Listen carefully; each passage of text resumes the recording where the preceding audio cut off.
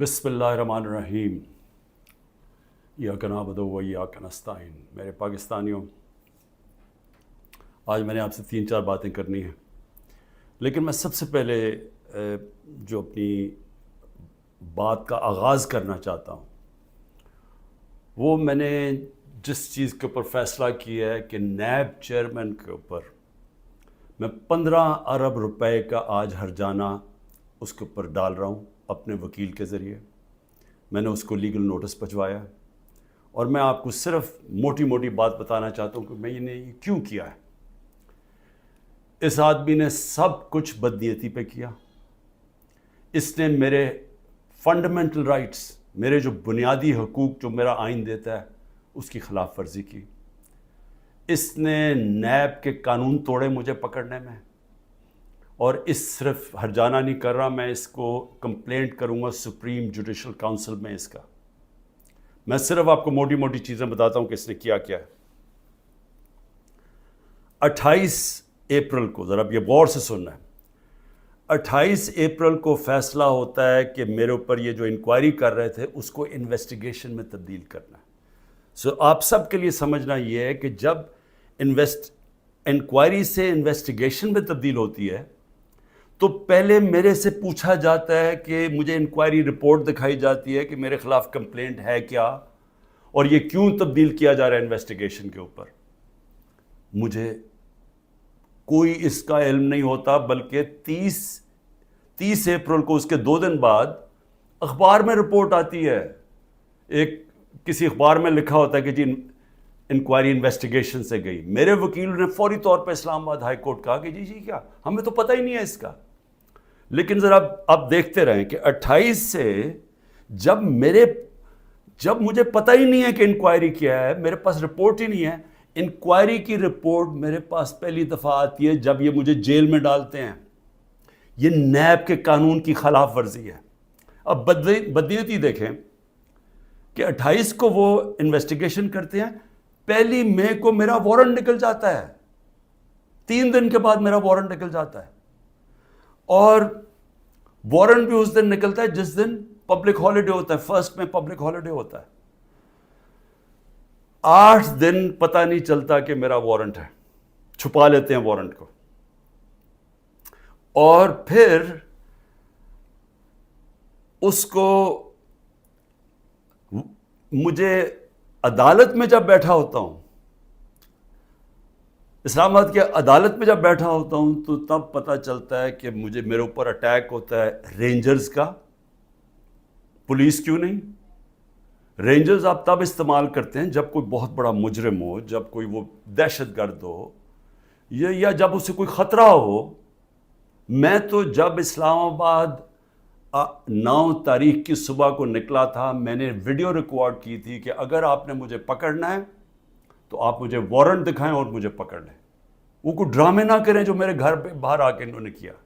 اس کے باوجود رینجر سے مجھے پکڑا، توڑ پھوڑ کی گئی، میرے سر پہ ڈنڈا لگا، لوگوں کو مارا، خون نکلا لوگوں کے۔ سٹاف جو تھا اس کو انہوں نے مارا، جو وہاں بیچارہ رجسٹری آفس کا سٹاف تھا۔ اور پھر جس طرح مجھے وہ لے کے گئے، ساری دنیا میں وہ تصویریں گئیں کہ جس طرح کوئی کوئی مجرم کو، دہشت گرد کو پکڑ کے لے کے جا رہے ہیں۔ یہ سارا نیب چیئرمین کے آرڈرز کے اوپر ہوا۔ اب یہ دیکھیں، سیکشن 24 جب آپ اریسٹ وارنٹ کرتے ہیں نیب میں، تو یہ 4 چیزیں ہونی چاہیے آپ کو اریسٹ کرنے سے پہلے، کہ یہ 4 وجوہات ہونی چاہیے جس کی وجہ سے وہ آپ کو اریسٹ کرتے ہیں۔ نمبر 1 کہ بار بار مجھے نوٹسز گئے اور میں اس کا جواب نہ دوں۔ مجھے نوٹس ہی نہیں کسی نے بھیجا تو میں جواب کیا دیتا؟ تو پہلا غلط۔ دوسرا کہ میں مفرور ہوں، کہ میں بھاگا ہوا ہوں۔ میں عدالت کے اندر بیٹھا ہوا، میں مفرور کیسے ہوں؟ میں تو ہائی کورٹ کے اندر بیٹھا ہوا تھا، وہ بھی غلط۔ تیسرا کہ میں ایویڈنس کو چینج کر رہا ہوں۔ ایویڈنس ساری گورنمنٹ کے پاس پڑی تھی، القادر کی ساری ایویڈنس، یا وہ NCA والی، وہ ساری ان کے کیبنٹ پہ پڑی تھی، اور یا انہوں نے ساری القادر کی ساری چیزیں منگوا لی تھی، وہ ان کے پاس پڑی تھی۔ تو میں نے ٹیمپر کیسے کرنا تھا؟ یعنی میں نے اس کو چینج کیسے کرنا تھا، تبدیل کیسے کرنا تھا؟ اور پھر بار بار ایک چیز کرتا جائے آدمی، ریپیٹ کرتا جائے ایک جرم، پھر اٹھاتے ہیں۔ تو ان چاروں میں سے بتائیں کہ کون سی میں نے غلطی کی تھی جو مجھے انہوں نے ایک دہشت گرد کی طرح جس طرح مجھے انہوں نے اٹھایا ہے، یہ چاروں ایک پوائنٹ بھی نہیں میٹ کر رہا تھا۔ اس کے علاوہ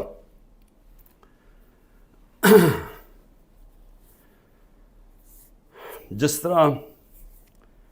طرح انہوں نے مجھے اٹھایا، میں اس لیے ہرجانہ کر رہا ہوں کہ انہوں نے ساری دنیا میں خبر گئی کہ عمران خان کو کرپشن کیس پہ اٹھا لیا۔ اب یہ یاد رکھیں کہ شوکت خانم کے لیے اور نمل یونیورسٹی کے لیے میرے نام پہ، میری کریڈیبلٹی پہ 10 ارب روپیہ ہر سال اکٹھا ہوتا ہے، اور اس کے علاوہ جو کراچی کا ہسپتال بن رہا ہے وہ 30 ارب کا ہے، یہ تیسرا ہسپتال ہے، اور پھر نمل یونیورسٹی کی ایکسپینشن ہو رہی ہے، اس کے لیے پیسہ اکٹھا کر رہا ہوں۔ تو ایک آدمی کی جب ساری دنیا میں آپ نے اس طرح غیر قانونی طور پہ کیا تو ساری دنیا میں پیغام کیا گیا کہ عمران خان کسی کرپشن میں ملوث ہے، اور اس کی وجہ سے متاثر ہو سکتی ہیں یہ اربوں روپے کے جو میں ہر سال پیسے اکٹھے کرتا ہوں۔ اس لیے میں نے اس کے اوپر ہرجانہ کیا، اور اسی لیے میں صرف یہاں نہیں، میں سپریم جوڈیشل کاؤنسل میں اس کی کمپلینٹ کروں گا۔ یہ بدنیتی کے اوپر ہوا، یہ چھپا کے انہوں نے کیا، یہ پہلے سے پلان تھا، یہ انہوں نے مجھے ذلیل کرنے کے لیے کیا ساری دنیا کے سامنے۔ آرام سے بھی اٹھا لیتے، پولیس آ کے مجھے پکڑ کے لے جاتی، وارنٹ دکھاتی، میرے پاس کون سی وہاں کوئی فوج تھی یا لوگ تھے۔ تو آخر میں اس چیز کے اوپر میں صرف یہ کہنا چاہتا ہوں کہ یہاں سے پری پلان بنا ہوا ہے کہ کسی نہ کسی طرح عمران خان کو پکڑ کے تو جیل میں ڈالو، تو راستے سے ہٹا دو۔ یہ پوری تیاری ہے، 150 کیسز ہیں، اور اب یہ حالات ہیں کہ اتنا پریشر ڈالا ہوا ہے انہوں نے کہ میرے وکیل گھبرانا شروع ہو گئے ہیں۔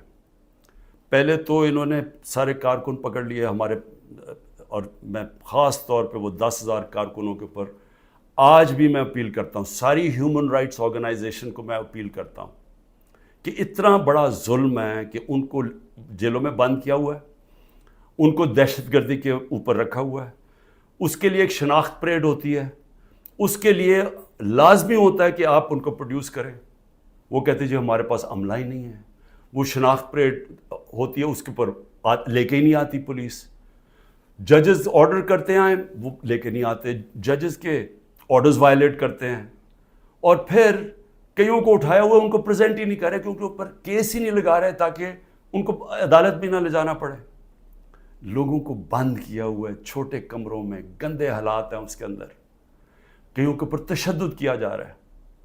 میں سارے پاکستان کے اندر، دیکھیں میں اس وقت سب پاکستانیوں سے اپیل کرتا ہوں کہ یہ جو ہو رہا ہے یہ یاد رکھیں کہ یہ ملک کو ادھر دھکیلا جا رہا ہے، وہ اس ملک کے اندر نفرتیں پیدا کی جا رہی ہیں، ایسی نفرتیں پھٹتی ہیں ملک میں۔ جب تک ایک پولیٹیکل پارٹی منظم رہتی ہے، ہم کوئی کسی قسم کا ہم نے آج تک 27 سال میں انتشار نہیں کیا۔ 9 مئی کو میں پھر سے ریپیٹ کرتا ہوں کہ سب کنڈیم کرتے ہیں، سارے، کوئی پاکستانی نہیں ہے جو وہ سمجھتا ہے کہ جو جلانا کیا، جو آرسن کی گئی، جو بلڈنگ جلائی گئی، یہ خاص طور پہ یہ جو کور کمانڈر کا گھر، سب اس کی مذمت کرتے ہیں۔ لیکن کیا کوئی تحقیقات انڈیپینڈنٹ نہیں ہونی چاہیے؟ اور کیا کوئی یہ نہیں کوئی آج تک کسی سے پوچھا کہ جو 25 لوگوں کو ڈائریکٹ گولیاں ماری گئی تھیں، نہتے لوگوں کو، کیا ان کو کوئی والی وارث نہیں ہے؟ کوئی پوچھے گا نہیں کہ انہوں نے کیا غلطی کی تھی؟ سب نہتے تھے، سب جو مارے گئے ہیں۔ یہ حالات ہیں آپ کے، اتنا خوف پیدا کر دیا ہے کہ وہ لوگ سامنے ہی نہیں آ رہے۔ ہم لوگوں کو جب کہتے ہیں کہ ہم نے آپ کو کمپنسیٹ کریں گے، ان کی فیملیز کو، کوئی غریب لوگ تھے، ایک بیچارہ سارا گھر سنبھالتا تھا، اس کو گولی مار دی، وہ اتنے ڈرے ہوئے ہیں ان کے گھر والے لوگ کہ وہ سامنے ہی نہیں آ رہے۔ اب ایسی فضا پیدا کی ہوئی ہے، چھپے ہوئے ہیں لوگ، کہتے ہیں جی ہم نے سامنے نہیں آنا۔ اور کارکنوں کا یہ حال ہے کہ ہمیں پتہ ہی نہیں پوری طرح چل رہا کہ کتنے کارکن اندر ہیں، کتنے جیلوں میں، کیونکہ وہ چھپے ہوئے ہیں۔ ہمیں یہی نہیں پتہ چل رہا کہ اصل میں کتنے لوگوں کو اس دن گولیاں لگی تھیں، کیونکہ ہمارے کارکن باہر ہوں گے تو بتائیں گے کیا، باقی یا چھپے ہوئے ہیں یا وہ جیل میں ہیں، اور جیل میں برے حالات کے اندر رکھا گیا۔ تو میں اس لیے نون لیگ کو بھی آج ایک بات کہنا چاہتا ہوں، اور پیپلز پارٹی کا بھی اور پی ڈی ایم کی پارٹیز کا بھی. دیکھیں یہ جو ہو رہا ہے نا, یہ یاد رکھیں کہ میں اس ملک کی اسٹیبلشمنٹ کو 27 سال سے میرا واسطہ پڑا ہے. آپ کو پتہ بھی نہیں چلے گا جب یہ بند کمرے میں پلان اے سے پلان بی پہ جائیں گے, آپ کو پتہ بھی نہیں چلے گا. تو جو آج آپ چپ کر کے یہ دیکھ رہے ہیں, یہ ظلم جو ہو رہا ہے, یہ آپ یہ سمجھ جائیں کہ یہ جب چینج ہوگا, کیونکہ چینج ہونا ہے, کیونکہ گورنمنٹ تو فیل ہو گئی ہے, اکانومی گر گئی ہے. آج جو ڈالر جس مارکیٹ کے اندر اوپن مارکیٹ میں 314 روپے کا ڈالر نہیں مل رہا, کیوں نہیں مل رہا؟ کیونکہ کسی کو سب کو اعتماد ہی اٹھ گیا اکانومی سے. تو اگر یہ حالات ہیں, اور پہلے ہمارے پر سے یہ سب شور مچا رہے تھے 24%, ہماری 12% انفلیشن تھی. مہنگائی ہمارے زمانے میں 12.4% تھی. مہنگائی مارچ ہو گئی تھی. سارے ٹی وی شوز کے اوپر لوگوں کے پاس جاتے تھے, جی بتائیں کتنی مہنگائی ہے. آج کے فگرز مہنگائی کے 38% مہنگائی ہے, 3 گنا سے زیادہ ہے. اور آج جو حالات ہیں لوگوں کے, نہ مہنگائی کنٹرول ہو رہی ہے, فیکٹریاں بند ہو رہی ہیں, بے روزگاری بڑھ رہی ہے. آگے انٹرنیشنل میڈیا کے لوگ, جو فائنانس کے لوگ ہیں, وہ سمجھ رہے ہیں کہ ڈیفالٹ کرنے جا رہا ہے پاکستان. ان حالات کے اندر یہ اگر آپ سمجھتے ہیں پی ڈی ایم والوں کہ آپ بڑی دیر بیٹھے رہیں گے یہاں, میں آپ کو یقین دلاتا ہوں کہ جب پلان بی بنے گا, ہو سکتا ہے آپ ادھر پھنس جائیں. جو آج ہمارے سے ہو رہا ہے ہو سکتا ہے آپ سے بھی یہ ہو. اور یہ مجھے یہ کہنا کہ جی ہمارے زمانے میں یہ ہوا تھا, اس سے بڑا جھوٹ کوئی بول نہیں سکتا. مجھے یہ بتائیں کہ ہمارے زمانے میں کب یہ ہوا تھا؟ کتنے لوگوں کو تشدد کیا گیا جیل میں, کتنے گھر توڑ کے اندر گھس کے عورتوں کے سامنے اٹھا کے لے گئے, اگر وہ آدمی نہیں ملا تو ان کے رشتہ دار اٹھا کے لے گئے. کتنے گھروں میں ایسے ہوا تھا؟ مجھے یہ آج تک بتائیں کہ ہم نے کتنے دہشت گردی کے کیسز کیے تھے. مریم نواز نے جا کے جب پتھراؤ کروایا تھا نیب کے اوپر, کتنے دہشت گردی کے کیسز ہوئے تھے.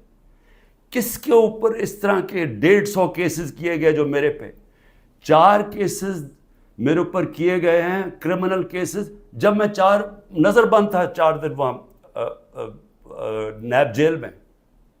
تو جس طرح کی یہ آپ حرکتیں کر رہے ہیں اور یہ ہونے دے رہے ہیں حرکتیں, اور یہ کہہ کہ جی ہمارے زمانے میں یہ ہوتا تھا, یہ سمجھ جائیں کہ یہ بڑی جلدی چینج ہو سکتا ہے. یہ ابھی آپ بڑے خوش ہیں کہ جی تحریک انصاف, اس لیے نہیں کہ ہم نے آپ سے کوئی ظلم کیا تھا. میں پھر سے ریپیٹ کرتا ہوں, 95% کرپشن کے کیسز اب پہلے آپ کے زمانے میں بنے ہوئے تھے. اسحاق ڈار آپ کے زمانے میں بھاگا, نواز شریف کے بیٹے آپ کے زمانے میں بھاگے. یہ جو کیسز بنائے ہوئے تھے یہ سارے آپ کے زمانے میں ہوئے ہیں. صرف پھر سے شہباز شریف کے جو 16 ارب کا ایف آئی کا کیس تھا اور جو نیب کا کیس تھا, وہ ہمارے زمانے میں بنا 8 ارب کا. اور وہ میں آج بھی کہتا ہوں کہ اس سے کلیئر کٹ کیس ہے ہی کوئی نہیں. زمین کے قبضے جو چھڑوائے تھے وہ سارا لینڈ ریکارڈز کے دیکھ کے چھڑوائے تھے. ایک مجھے ادارہ, نہ پولیس آفیسر, کوئی آئی جی, کوئی مجھے آج ایف آئی اے کا آدمی مجھے ایک کہہ دے کہ میں نے کسی کے اوپر کہا کہ انتقامی کارروائی کرو, ایک مجھے بتا دے. کوئی مجھے بتائے جتنی ہم نے بھرتیاں کی ہیں وہ ساری میرٹ کے اوپر کی تھی. کتنے عمران خان کے رشتہ داروں کو امپورٹنٹ جگہوں پہ بیٹھے تھے. اور پھر میڈیا, ذرا میں میڈیا کے اوپر آ جاؤں, کیونکہ میڈیا میں ہمیں بڑی مار پڑی تھی سارا وقت. وہ گورنمنٹ, جس گورنمنٹ نے اس ملک کے اندر کرونا, دنیا مانتی تھی کہ کرونا کا سب سے زیادہ ڈیل اس کے ساتھ اس کو سنبھالا, دنیا مانتی تھی. ہندوستان میں حالات دیکھ لیتے, ارد گرد ایران میں حالات دیکھتے جو ہمارے 2 نیبرز تھے, اور پاکستان میں حالات دیکھتے. اپنے ملک کو جس طرح ہم نے نکالا ہے اور بڑی رسک لے کے, تو میں آج یہ سوال پوچھتا ہوں کہ ہمارے طرف اخبار اٹھا کے دیکھ لیں, جو ہماری مٹی پلیت کی گئی ہے میڈیا میں. اور ایک کیس ڈال دیجیے رانا ثناء اللہ کے اوپر, وہ ڈرگز کا کیس تھا. رانا ثناء اللہ کا اے این ایف نے کیس کیا تھا, جن کے اوپر ایک میجر جنرل صاحب بیٹھے ہوئے تھے. اور ہم نے کیبنٹ میں جب رانا ثناء اللہ کا کیس آیا, کیبنٹ میں پریزنٹیشن مانگی اس سے کہ کہیں غلط کیس تو نہیں کر دیا. اور انہوں نے ایک فریم بائی فریم بتایا کہ یہ کیسے یہ رانا ثناء اللہ پکڑا گیا تھا منشیات میں نے تو کسی کو نہیں کہا، نہ میری کیبنٹ نے کسی کو کہا. تو اس لیے یہ کہنا کہ آپ کے زمانے میں بھی کچھ تھا، ہمارے زمانے میں کچھ نہیں تھا. اور میں آج آپ کو آگے بھی بتا دوں کہ الیکشن جب ہوں گے، یہ میری آج پیشن گوئی مان لیں، جو مرضی کر لیں آپ، جیتنا تحریک انصاف نے انشاءاللہ. تو جب ہم آئیں گے، میں آج آپ کو انشاءاللہ ہم جب آئیں گے، میں آپ کو ابھی بھی یہ کہتا ہوں، میرے سے جو کیا ہے میں تو ان کو معاف کر دوں گا. مجھے قتل کرنے کی جنہوں نے کوشش کی میں معاف کر دوں گا، کیونکہ میں جو امتی ہوں وہ نبی صلی اللہ علیہ وسلم کا ہوں، اور انہوں نے اپنی ذات کے اوپر ہمیشہ معاف کر دیتے تھے. تو میری ذات کے اوپر جو بھی چیز ہے میں معاف کر دوں گا. جو میرے گھر میں ہوا، میری بیوی اکیلی گھر میں، جس طرح گھر میرا توڑا گیا باہر سے، جس طرح اٹھا کے لے گئے، مارا لوگوں کو میرے گھر میں آ کے، میرے گھر کے اوپر جو حملے کیے گئے، جب میں تو معاف کر دوں گا. لیکن مجھے بتائیں کہ جن لوگوں کے اوپر اس وقت تشدد ہوا ہے اور ہو رہا ہے، وہ جب نکلیں گے، یا جو اعظم سواتی سے ہوا، یا جو شہباز گل سے ہوا، تو کیا وہ معاف کریں گے؟ کیا یہ جو عمران ریاض کو اٹھایا، یا جو ارشد شریف، یہ جس طرح اس کی کیا فیملی معاف کرے گی؟ کیا یہ جو ورکرز جب نکلیں گے جن کو جانوروں کی طرح رکھا گیا ہے، کیا ان کو پتہ ہے کون کون سے؟ اور پولیس والوں نے زیادہ تر اچھا برتاؤ، ان کی بری رپورٹس نہیں ہیں، نامعلوم افراد نے زیادہ ظلم کیا، لیکن کئی گلو بٹ جو انہوں نے شامل کیے، کیا ان کو معاف کر دیں گے؟ جنہوں نے 25 مئی کو کیا، ہم نے چپ کر کے بیٹھ گئے، ہم نے کسی کو سزا ہی نہیں دی جب 25 مئی کو انہوں نے ظلم کیا تھا. تو کیا اب ہم معاف کر دیں گے؟ یہ جو ورکر جب نکلیں گے وہ ڈیمانڈ نہیں کریں گے کہ جن سے ظلم کیا گیا؟ تو اتنے انتہا پہ جو آپ لے کے جا رہے ہیں، یہ یاد رکھیں کہ کہیں پلان بی بن گیا تو آپ اسی جگہ پہ پھنس جائیں گے. اور میری میڈیا سے، اب میں پھر میڈیا سے پوچھتا ہوں کہ اب تو انہوں نے مکمل طور پہ عمران خان کا نام ہی اب نہیں لے سکتے اب ٹی وی چینلز پہ، یہ اب نئی چیز ہے. اگر عمران خان کا ٹی وی چینلز پہ نام نہیں لے سکتے تو اب میں سوچ رہا ہوں کہ ٹی وی چینلز پہ گفتگو کیا ہوگی شام کو. میں اور بھی سوچ رہا ہوں کہ اس کا مطلب مریم نواز کی تو اب تقریریں دکھائی نہیں سکیں گے، کیونکہ اس کی تقریر ہی ختم ہو جائے گی اگر اس میں عمران خان کا نام نہ ہوا. یعنی اس طرح سے کیا ملک میں کیا لوگ اتنے بیوقوف ہیں کہ اگر آپ یہ نہیں کریں گے تو اس سے وہ بھول جائیں گے لوگ P T I Imran Khan کو.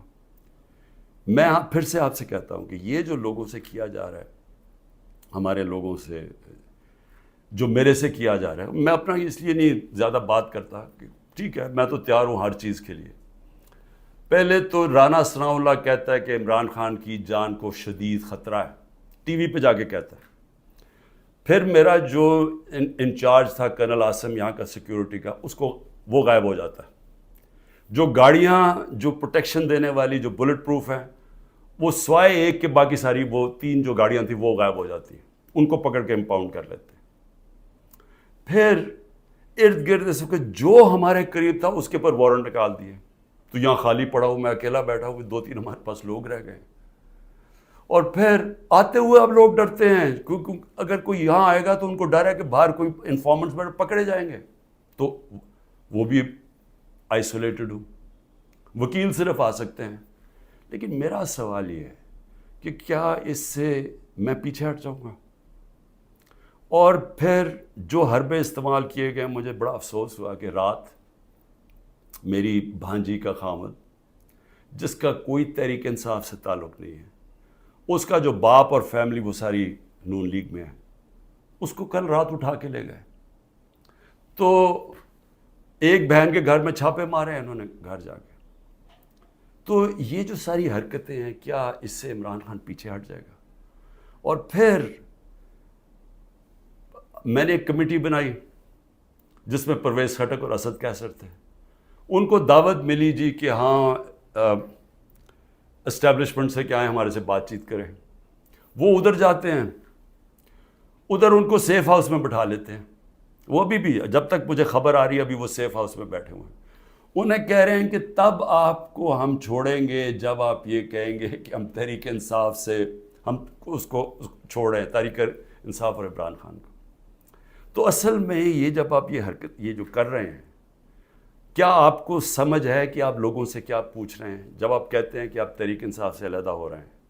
کیا اندازہ ہے کہ یہ کہہ کیا رہے ہیں آپ یہ کہہ رہے ہیں کہ آپ پالیٹکس چھوڑ دیں، کیونکہ جس وقت جو اس وقت تحریک انصاف کو چھوڑے گا، یہ میں آج آپ کو رائٹنگ میں دے رہا ہوں کہ اس کو لوگوں نے ووٹ نہیں ڈالنی، تو جو ہمارے سارے لوگ اتنی مشکلوں کے باوجود ہمارے ساتھ کھڑے ہیں، نظریاتی طور پہ بھی کھڑے ہیں، وہ جو ظلم ہو رہا ہے اس کے اوپر بھی وہ لوگ کھڑے ہو گئے کہ نہیں ہم نہیں جاتے، لیکن ان سب کو یہ بھی پتہ ہے کہ جو چھوڑے گا اس کی اس وقت پالیٹکس ختم ہو جائے گی۔ تو یہ جو ان دونوں کو، ہمارے سینئر لوگوں کو، میں نے تو اس لیے کہا تھا کہ بات چیت شروع کریں گے، وہ بات چیت کرنے گئے ان کو ہی بٹھا لیا، تو اس کا مطلب کہ بات چیت نہیں کرنا چاہتے۔ اس کا مطلب یہ کہ یہاں فیصلہ ہوا ہے بند کمروں میں کہ پارٹی کو ختم کرنا ہے، عمران خان کو اکیلا کر دینا۔ عمران خان اکیلا ہو چکا ہے، عمران خان کے تو ارد گرد اب کوئی بھی نہیں ہے، نہ میں کسی کو ٹیلی فون کر سکتا ہوں، نہ میں کسی سے بات کر سکتا ہوں، کہ سب چھپے ہوئے ہیں، یا جو میری سینئر لیڈرشپ ہے ان سے مشاورت نہیں کرتے، وہ سارے جیل میں ہیں، یا انہوں نے کہا کہ ہم جی پیچھے ہٹ رہے ہیں، ہم پالیٹکس سے پیچھے ہٹے۔ تو کیا میں سوال یہ پوچھتا ہوں کہ چلیں عمران خان کو تو آپ نے آئسولیٹ کر دیا، کیا یہ پاکستان میں اس کی بہتری ہو رہی ہے؟ یہ ہمارا ملک کے لیے بہتر ہے؟ ہماری جو اکانومی بیٹھتی جا رہی ہے، جو غربت بڑھتی جا رہی ہے، بے روزگاری بڑھتی جا رہی ہے، مہنگائی بڑھتی جا رہی ہے، کیا یہ اس سے ٹھیک ہو جائے گی؟ کیا اندازہ نہیں کہ یہ جو بھی سوچ رہے ہیں، جو بھی یہ سوچ ہے اس کے پیچھے، کیا وہ آگے پاکستان کا بھی سوچ رہے ہیں؟ ایک پارٹی جو ملک کی فیڈرل پارٹی ہے، جو اس وقت سارے صوبوں کے اندر ہے اور سب کو اکٹھا رکھ سکتی ہے، جب اس پارٹی کو توڑنے کی کوشش کی جا رہی ہے اور اس کے لیڈر کو ختم کرنے کی کوشش کی جا رہی ہے، کیا یہ پاکستان میں اس کی بہتری ہے؟ ہمارے ملک کی بہتری ہے اس میں؟ کیا ہم یہ نہیں سمجھتے کہ کوئی اسٹیبلشمنٹ آج تک ملک کو اکٹھا نہیں رکھ سکی، جو ہماری طرح کا ملک ہو، جدھر مختلف صوبے ہوں، مختلف زبانیں ہوں؟ جب جس طرح کے یہ حالات کیے جا رہے ہیں، یہ پاکستان سے دشمنی ہو رہی ہے، کیا عمران خان کو اب غدار کہہ کے وہ مان جائے گی؟ لوگ غدار قوم مان جائے گی؟ کیا اندازہ نہیں ہے کہ پبلک اوپینین ہوتا کیا ہے؟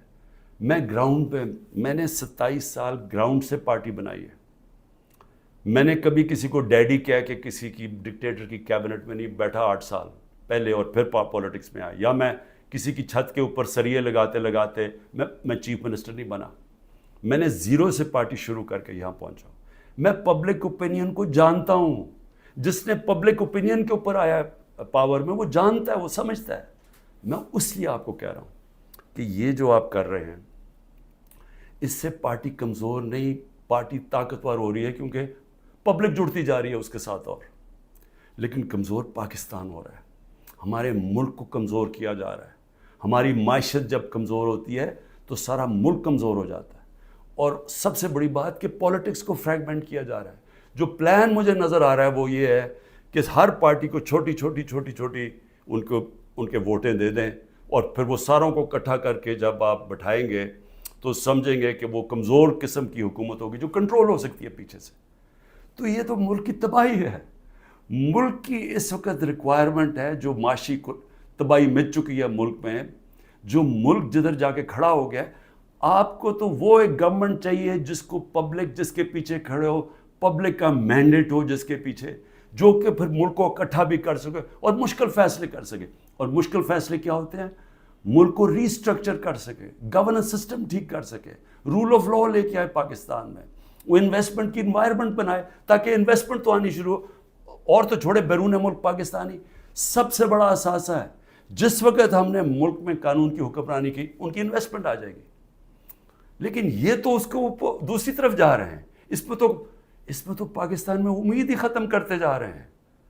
اور میں آخر اپنی بات ختم کرتا ہوں اپنے ورکرز کے لیے، کہتے ہیں کہ جتنے بھی میرے ورکرز ہیں، وہ جس طرح بھی میری ان تک آواز جائے، مجھے پتہ مشکل ہے وقت، چن کے ہر تھانے کو حکم دیا گیا کہ پی ٹی آئی کا کوئی کارکن ہے تو اس کو پکڑو یا اس کو دباؤ یا اسے کہو اپنی وہ کہے کہ جناب میں آج پاکستانی فوج کے ساتھ کھڑا ہوں اور میں تحریک انصاف چھوڑ رہا ہوں۔ ہم سارے پاکستانی فوج کے، میں بار بار کہ ہم سب فوج کے ساتھ کھڑے، کون نہیں کھڑا ہوگا اپنی فوج کے ساتھ جس نے آپ کی ملک کی حفاظت کرنی ہے؟ لیکن یہ ایک آڑ لے کے کہ جی وہ 9 مئی کو تحریک انصاف کو ایک بالکل ایک اس کے اوپر پورا کریک ڈاؤن کر دو اس کا بہانے میں، تو میں اپنے سارے کارکنوں کا صبر کریں، مشکل وقت ہے، آپ کے لیے مشکل وقت ہے، میرے لیے سب سے زیادہ مشکل وقت ہے۔ مشکل وقت کیوں ہے؟ کیونکہ سارا دباؤ انہوں نے میرے پر ڈالا ہوا ہے۔ تو جب تک میں کھڑا ہوں، جب تک یہ سارے حربے استعمال کر رہے ہیں مجھے پکڑنے کے، کوئی نہ کوئی کیس میں تو پکڑ ہی لیں گے کیونکہ اتنے زیادہ کیسز ہیں، اور اگر میرے وکیل اب ڈرنا شروع ہو گئے ہیں تو میں خود تیاری کر رہا ہوں کہ میں خود ہی پھر مجھے اپنے کیسز عدالت میں جانا پڑے گا، لا پڑھنے کی بھی اب کوشش کر رہا ہوں۔ سمجھ بھی، ویسے میں نے اتنی دفعہ عدالتوں کے چکر لگائے ہیں کہ میں کافی سمجھ بھی گیا ہوں کہ قانون کیا ہوتا ہے، تو میں وہ بھی تو لگ تو ایسے رہا کہ وہ وکیل بھی آخر میں چھوڑ جائیں گے، لیکن عمران خان جب تک زندہ کھڑا رہے گا اپنے ملک کی حقیقی آزادی کے لیے۔ اور میرے کارکنوں، آپ اس کو پالیٹکس نہ سمجھیں، آپ ایک دن دنیا کہے گی کہ یہ وہ لوگ ہیں جو کھڑے تھے پاکستان کی حقیقی آزادی کے لیے اور انہوں نے قربانیاں دی اپنے ملک کو آزاد کرنے کے لیے۔ پاکستان زندہ باد۔